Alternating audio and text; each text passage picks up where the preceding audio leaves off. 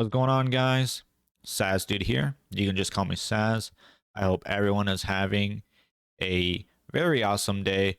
Today, I have a kind of a different type of video, and that is regarding my favorite franchise, as you can see in the poster right there, is Mortal Kombat. And I want to talk about more specifically, the Mortal Kombat Flawless Victory, a visual history of the iconic series Artbook slash databook slash artbook that just came out recently alongside the Legacy collection. I want to talk about the usage of AI upscaling in this artbook and the lack of care, quite frankly, but behind this artbook. And as you know, I am a person who collects art books and loves to look at the art and loves to draw. And it seeing this art book and the, quite frankly, the atrocities that have occurred to these characters with the uses of this AI, it's like watching a train wreck happen in real time, with both the Legacy collection game and this art book. So if you don't know what I'm talking about here, I'm going to switch my feed over here. So here we have the Amazon listing for Mortal Kombat Flawless Victory, right? And it's a data book, it's a lore book, it's got interviews, it's got all sorts of pictures and sketches and stuff like that. And they're selling this for, I think, it says 45. It's probably going to go even lower now after all this controversy. But the main problem with this art book is this. This is quite simply not acceptable. These are not the original Mortal Kombat 2 sprites. You can very clearly see the correct sprite on the right, I believe, and then the atrocity on the left, or maybe both of them are AI upscaled. But you can clearly see his eyes melting into each other. The eyes on Melina right here, and the eyes of Katana just looking horrendous. And it's very clear they just threw this through the AI upscaler with no regard to the final product. Even like non-commercial free upscalers can do a better job than this, right? We take another look at some pictures here. Here's a closer look at these two images of Sub-Zero from, I believe, MK2. His hand is just a blob. Like, the AI clearly doesn't know what hands are. Over here, his hand, the nonsensical texture. They also just made the white portion just completely white because it's from the studio lights. His mask, his eyes. This is very clearly like a crapshoot when it comes to this stuff. You have that these are like a little less glaring, I think. Somewhere around the eyes, the hair is looking like just all waxy. A little bit of Shang Tsung over here. It's just this is not the correct way to go when it comes to the art book. And it's very clear the intention was, if we go back to the webcam here, it's very clear the intention for upscaling these were for maybe the modern MK fan, or maybe like a newer audience that doesn't know that they used real actors and digitized sprites and things like that, and they wanted to clean up the artwork.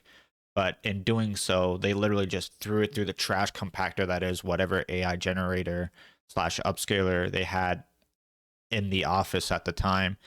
They didn't even double check the results, and they just let it go through. This particular art book, I forgot to mention, is published by Insight, and Insight has, I think, a decent amount of art books here. Believe I own one Insight. I have this Halo one right here. Yeah. I have this Halo art book that I bought a long time ago. This probably running on 4 years ago. And this art book is a removable, it has removable posters in it, right? So you can put up on your wall.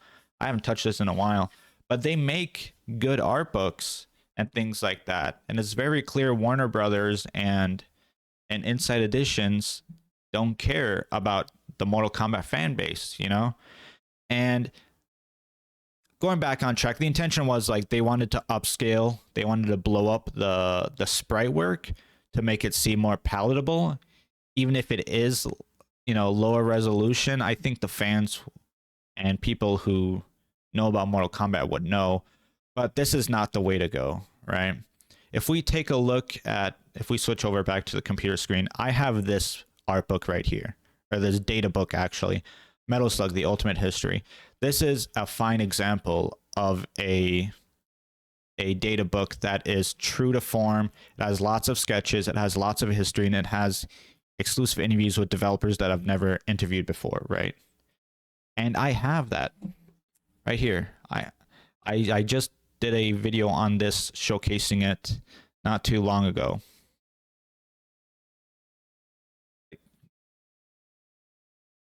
You can see that these are pixelated and these are blown up, but that's okay because that's how it's meant to look.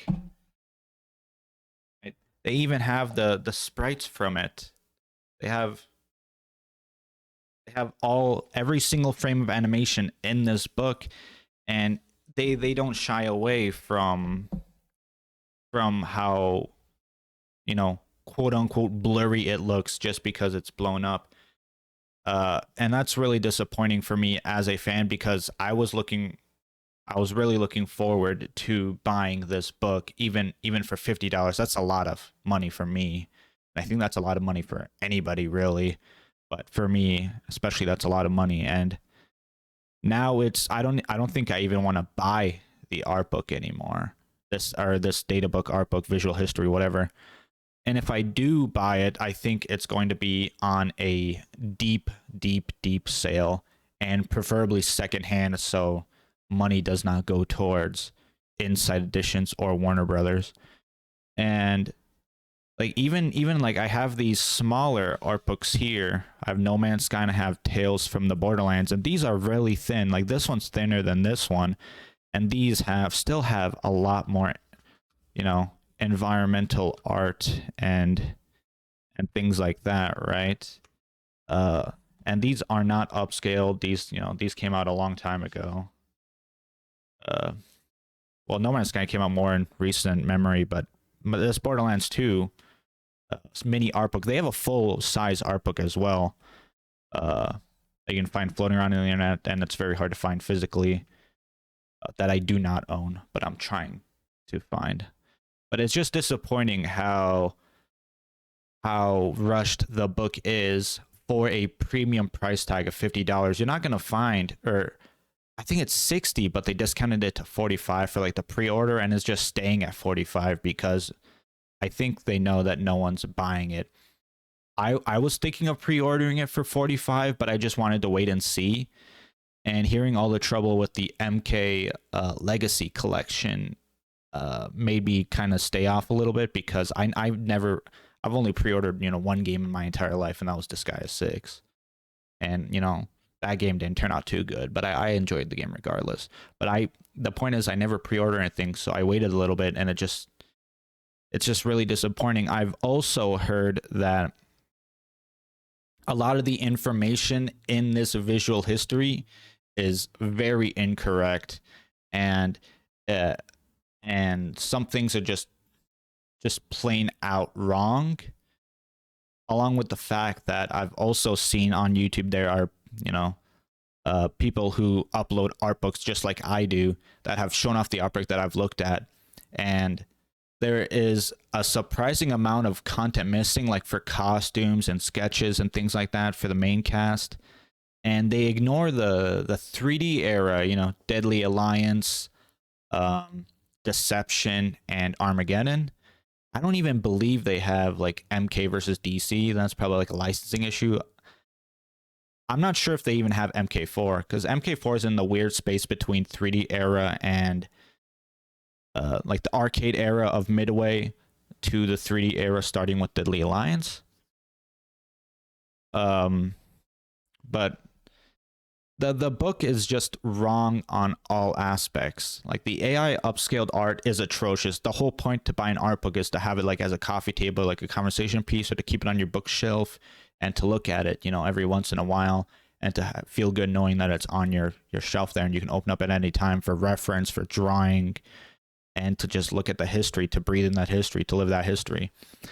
But to have the information be outright wrong or slightly incorrect is just inconceivable for a franchise that didn't kickstart the fighting game genre, but it definitely revolutionized the fighting game genre, and that a lot of people, including me, grew up with. And third transgression is having them ignore the 3D era.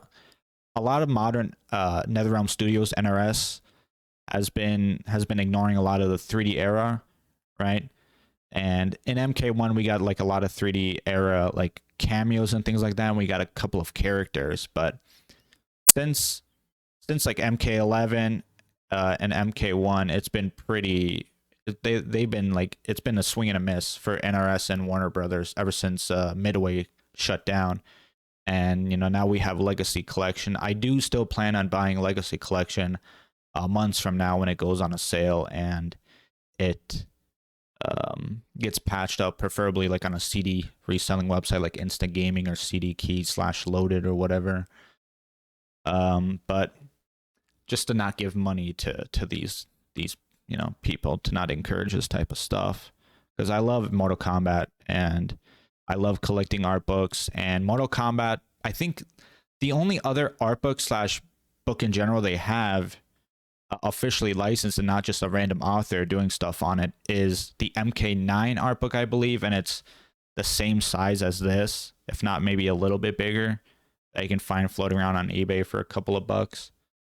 But it's just really disappointing because as a franchise, you don't, most of the art you see is in strategy guides and things like that.